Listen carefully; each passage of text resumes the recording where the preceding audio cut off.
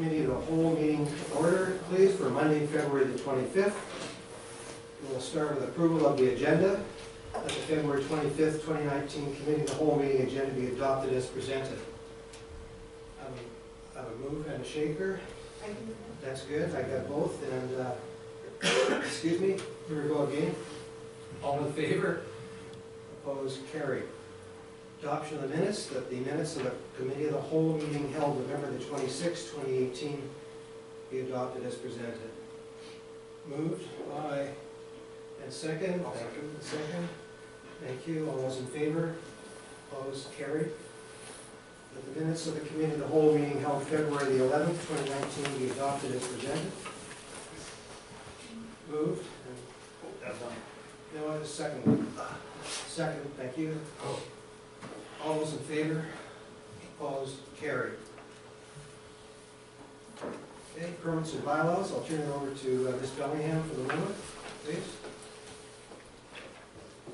While I was laid up at home, I took the opportunity to look at some bylaws that they've been on my to-do list.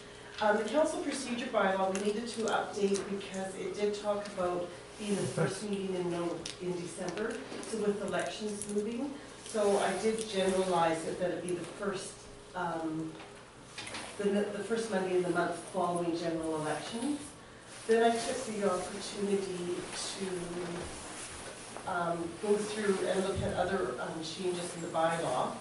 So most of them are pretty basic and self-explanatory. Where I would like to draw council's attention is section 8 for electronic meetings. This is just a basis that somebody can attend an emergency special meeting by electronic means.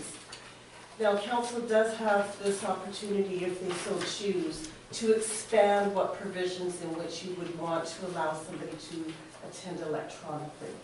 So I've just proposed the bare minimum. The council would like to introduce more, like if somebody is home and ill but unable to come physically to the meeting, maybe you want to allow them to attend electronically for that purpose. So we would spell that out in the bylaw. So I would leave that for council's discussion. And I did cap delegations. I actually spelled it out in the bylaw that we have no more than 3 per meeting. Otherwise our nights get really long. So that we actually put in there. And I think that most of them were all pretty basic. I'll leave it up to council to ask questions about it and then maybe have discussion if you would like to expand on electronic meetings. Thank you, Ms. Bellingham. I'd like to start with, if I could, if council doesn't mind, get right into electronic meetings and how what that would look like. Would we, someone could call in by Skype? We're going to use our... We could use our conference telephone. Yeah. So we could just set that up and they could just listen. They could exchange their dialogue through telephone. We could Skype in. We wouldn't be able, that might be difficult if we had a delegation with a presentation. We'd have to minimize that part of it. So you have either or. I would like to be able to cover if we don't have a quorum and there's councilors that are here for a quorum, but yet one may be ill, the rest are out of town, or a different scenario like that, that we would be covered. We could, that person that's ill at home maybe could still call in, we could have a quorum and carry on our meeting. Yeah, okay. Is that possible? Yes. Okay. We can word it in the bylaw as such. So, Councilor Medlock. Thanks. I like that thought, just to, because we would need to, in your preface there, you say that, you know, we could just determine other things suitable and sort of guidelines to it. So that's a good one, is maybe only electronic meetings where it's required for quorum. Because otherwise, I think then it gives opportunity for people to not be here. Yes. And I don't want to see that happen. I'd rather see it be sort of a last resort, and it would be required when quorum is necessary, kind of thing. So there'd be 3 members here, and 1 person would be allowed to phone in. Then that would be acceptable, I'd say. I just, one thing to add to that though, like in a circumstance, say like when Councillor Tron or Councillor Erickson's away on holidays and there's something that they want to talk about and they're on holidays, so then they can join in on the meeting. Not that it's necessary that they be there, but then the opportunity's still there that if somebody's away on holidays, say in a different country, they still have the opportunity to take part in the meeting too. It's not needed for quorum, but then they can still take part in the meeting as well. See what you're saying? Like if there's a subject matter that comes up and somebody's away for it, unless they review it or bring it up through us, this still gives them an opportunity, even though they're on holidays or something like that. Not just sick at home, but legitimately out of the country or something like that, gives them an opportunity to come into it. Councillor Smith. Nope. Sorry. And then Councillor Medlock. Me? Yeah. Oh, right, okay. Yeah, that's a good point too there, Councillor Smith, that, so, I think that would be good, because there could be some certain expertise that somebody could bring to a discussion that would help move the discussion along, and if they're away and choose to be able to be available, even if it wasn't just to meet quorum, that could be useful. But then I think a limitation on that would be that if you're going to be participating in a meeting, you should be there for the entire meeting, not just the section that you want to talk about. So that you're not Picking and choosing. picking and choosing where you want to step in and step out. That would be more reasonable, right? Councillor Smith. So, but can everybody phone in on that conference meeting? That might be a little kind of icky. No. Not according to that. No, No. I have to look at how I worded it here. Part B. See, it's kind of, well, on it, it's, sorry, threw you in there, but it says emergency special meetings. So is an emergency special meeting considered a regular council meeting where we don't have quorum now? Well, we would, if you want to expand on the electronic meetings, this is just one instance. Yeah. So then I would put an 8.2. Okay, Then an 8.3 Yeah. or 4 or 5, Okay. whatever, however one you general. guys want to broaden it to expand. Okay. Yeah. So there might be circumstances like myself, if I was a council member, if I'm at home with a broken leg but not physically able to get here, Yeah, would you want to allow that? So really, it's entirely up to council what your preference would be. Councillor Stewart. Yeah, we use electronic participation at the school district, and it's in the case when you can't attend a meeting, or maybe a shorter meeting where everyone can call in and participate electronically. I think though, from my opinion, is that the public has an expectation that they will see us in our chairs. And I think that it's important to maintain the public's expectation. They require us to be here, and you know, on occasion we will go on holidays, but I personally think that I would like to see us in our chairs. In extreme situations, phoning in I don't think is a problem, but it's just my opinion. I think they want to see us in our chairs. So on holidays, you're on holidays. Yeah. Okay. Yeah, just like kind of special circumstances, yeah, but, I mean, no one really goes out of their way to miss a meeting, I don't think, but I think in special circumstances, if it's Yeah. unavoidable or something, I think it comes in the case of, you know, like you said, not last resort, but kind of people getting used to it, but. could we put it in, like, word it to, like, being voluntary, if you were on holidays, say, like I said, if somebody's on holidays, yeah, they're on holidays, but they are passionate about it, then I agree with Councilor Medlock, if you're part of a meeting. Like, say if I go to Mexico for 2 weeks, and there's a council meeting at that time, and I feel passionate about something, obviously I have to take the time to sit in for the whole meeting, if that's what's required, but I think it gives an opportunity for somebody that would be away, even though they're not, they're away, we're never gonna be in their seat anyways, gives them an opportunity to say, yes, I still wanna be heard, because I was voted in that position to hear them, so, I don't know. Would council be amendable to some wording where it would be electronic, where required to meet quorum, and special circumstances upon approval by the mayor and or corporate officer? Yeah, that would be good, I think. Or do you want to leave it with the approval That's a good idea. just with the mayor and CAO or corporate officer, or I would want to I think we should council leave it to with the mayor. extend I that? think we should, yeah, I agree with The that. mayor and or acting mayor. Yeah. Yeah, I think so, because the mayor would obviously talk to any of us that's going, when it's going through us too, for the circumstances, I think it's a good idea. That'll be his call. Okay, so I'll just word it where it's special circumstances upon approval by the mayor and/or acting mayor.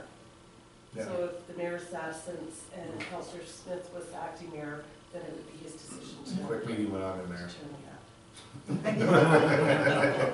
No, it's definitely something that we should be up to date on, and Yeah. we're not, so. Yeah. Especially if we have an Let's get it opportunity right. with what we're gonna be purchasing soon too. Yes. Use it, make it, use an opportunity for that work too. Any more discussion on this then? Are we, Sort of similar but separate topic. So I've sat in on sessions before where they talk about what constitutes a meeting, and that even email threads, if you're talking about things that lead towards making a decision, could be considered a meeting. So along that lines, we've had times too where we've had to do a telephone poll vote or things like that, and the procedure bylaw doesn't speak to that as allowable or not.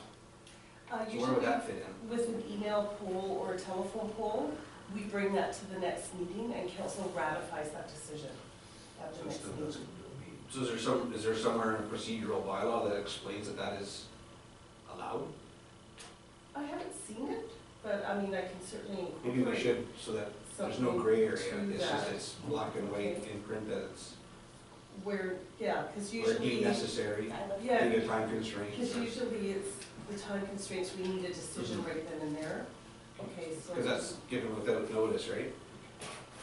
I mean, without public notice of a meeting, but it technically, Yeah, well, it's not a meeting in the sense that there's all of us in the room at the same time with the recording secretary, but it is, Is it considered a meeting though, or just a vote? Is a vote a meeting?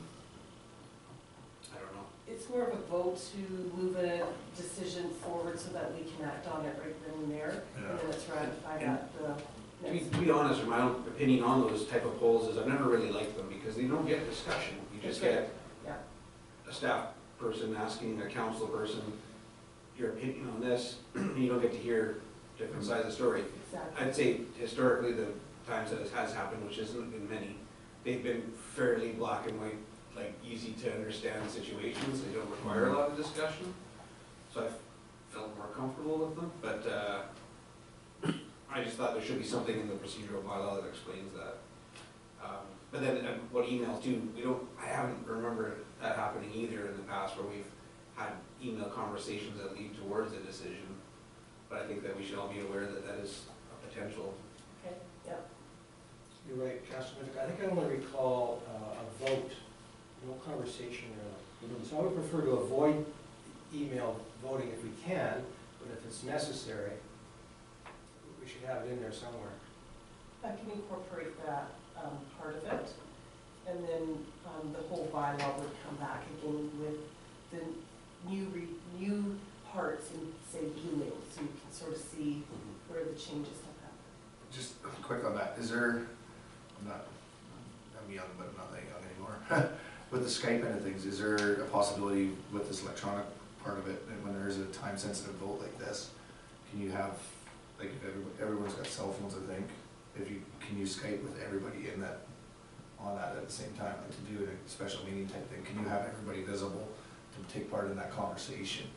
To say, like, I'm just thinking if you put out an email, I don't know, like, if you put out an email saying, okay, at 3 o'clock today, we know you can't get yelled here, but at 3 o'clock today, you know that the staff's gonna be talking to us, and we all join in at that time for that special vote on that. Do remember, we do have to post notice, Yeah. and that's 24 hours in advance. For that part of it, okay. Yeah. Yeah, So no, like a FaceTime type thing. FaceTime Yes. conference call, is that what it is? Basically, that's what I'm looking at, so then that discussion was, that's Councilor Medlock's concern about that, like he said, everything I've had has been pretty black and white, but maybe say there is an instance that there isn't, and that gives an opportunity, but then like you say, there's a 24-hour notice So it to, wouldn't really be a meeting per se, it would be more of. of electronic voting, I would say, is what Skype Yeah, voting, so- or FaceTime. But if you use the meeting, I know we did with Barrett, I mean, we talked with everybody across Canada, everybody phoned in at a certain time, and we had a Any meeting. future meeting? Yeah, it was, and community futures, we do that too, it's very clear, absolutely, so, you know, That's still a meeting. Skype might be a little of an issue, but to Well, phone in on that, you could phone in though, and have a pretty clear discussion with everybody, everybody's quite clear on it, so. But it just doesn't help me making my requirement to post notice of a meeting. Yeah. And it's open to the public, so you would have a public attending the meeting Yeah, where you have no council members in attendance. I would think you're. And I don't want to limit to what the device is used, so I think it's covered by electronic means. Yes. So whatever you choose, or you choose at the time to connect, we can do that. Yes. okay. I'm okay with that. So, I think maybe we're opening a can of worms, but how does the telephone pole, how is that okay? And why is the community charter okay with something like that, where it's not a public meeting, there is no public present, but it is making decisions without public presence, Yeah. right? Yes, it's ratified at a meeting later, but by then it's. By then we've moved forward Could be because 2 of weeks the later. sensitivity of the decision that's needed at the time. Maybe do, I guess I would far rather see a special meeting held where it's, you know, a 15-to-1 meeting or a 5-to-1 meeting, at least it's done properly.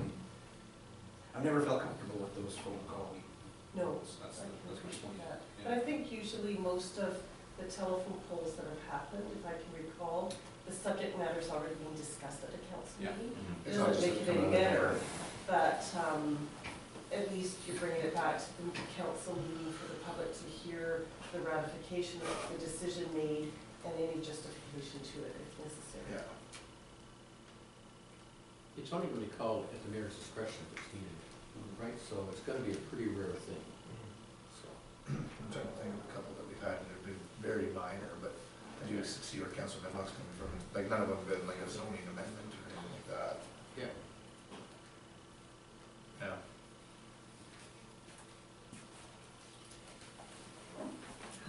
Do you have enough direction, Ms. Moran? For the section 8, I do, where it's necessary to meet quorum and special circumstances upon approval by the mayor and or acting mayor.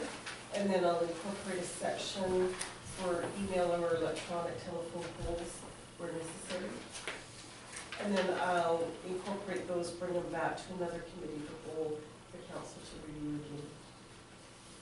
Is there any other points in red ink throughout the bylaw that council might have any questions or comments or concerns about? Everything else is pretty. I think number 9.3 was done for the individual that does not want to replace me as acting mayor when they're due. Is that right? Yeah, so usually if the mayor's absent, then we go to the acting mayor. If that acting mayor is absent, as opposed to everybody taking a vote or say maybe one person always getting it, we just go to the next person in line. We have a schedule and we just keep going down that road. That'll work. What happens in the situation when somebody doesn't, like, I'm speaking out of turn here, but say Councilor Tron's acting mayor doesn't feel comfortable to chair the meeting. Can somebody else step up into that position, or does it have to be that person? Well, I mean, we could go next. Like, in is line. it hurting any No. procedure, No. procedure-wise or anything? That'll Okay. cover it. As Yeah. long as you've got somebody to Okay. act as mayor. Yeah. We'll get them seasoned and trained. I'm not saying it would happen that way, I'm just, the other thing too, I mean, we took out Cal, why did we take out the Cal? C/W, I like the Cal. That, if your council wants to go back to the cow, we can. I'm just kidding, As I I'm said, it just sounded a kidding. little bit more professional. I'm just kidding, you're right. I'll make the change. Do you? Okay. I'm okay with whatever you decide. No, it's good, I was just joking. All right. Is there other changes or direction for Ms. Bellingham? Yep. Everybody's comfortable with that? Very well done, Okay, getting through a lot of stuff. so we need a motion to move forward. No, well, what I'll do is you give me direction. Okay. I'll take that, it'll come back to another committee of the whole, and you'll get another look at it with the additions to it, Okay. and seek your approval at that point. So we don't need to bring this into the regular council meeting yet? No, it'll come back to a committee of the whole. Yeah. I think there's enough changes to warrant council's review of it and discussion. All right. Motion to close. No, sorry, there's one more bylaw. There's the bylaw revision and consolidation authority bylaw. Oh, right, get out of order here. The previous one is attached at the end of, at the back of that report. And it had a Schedule A that only allowed certain bylaws to be consolidated. And what it is when a bylaw is being created and we say we've had 4 amendments done to it, we can create one consolidated version that's easier for the public to see all the changes in one document. I don't see a point of limiting it to certain bylaws. We can do it to any of them, so I've removed that as a schedule, and then I've just incorporated the purpose of why we would consolidate, which you'll see outlined in point 3. So pretty minor, basic in my opinion, but if council has any questions, if you're happy with this bylaw, I would just need a motion of council to rise and report the bylaw to the next regular meeting, and we can start the reading process. Do we want to do changes now? You can. What we talked about on this, Which one? on the bylaw, No, it's, those things have to go to staff. Okay. And they're coming, revitalization. And staff's coming back to us on March 20th council meeting, I believe. Yeah, Mr. Fordowski's aware of it, but Donna may not be. That's not tonight. So, Councilor Nedlock moved. Yeah, I'll move, that we rise and report the next regular council meeting. Second, Councilor Stewart, all in favor? Opposed, carried. Thank you. Motion to close. Committee of the whole. Thank you. Second. All in favor? Opposed, carried. Thank you. We're done. Part 1. I think.